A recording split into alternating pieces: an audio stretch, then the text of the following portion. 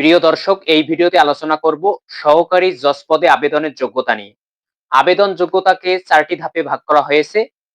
এক হচ্ছে বয়স, 32 বছর পর্যন্ত সহকারী জজ পদে আবেদন করতে পারবেন। 2 হচ্ছে শিক্ষাগত যোগ্যতা, অবশ্যই একজন আইন বিভাগের শিক্ষার্থী হতে হবে।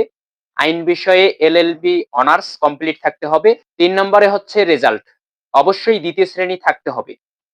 4 হচ্ছে নাগরিকতা, অবশ্যই একজন বাংলাদেশের নাগরিক হতে হবে।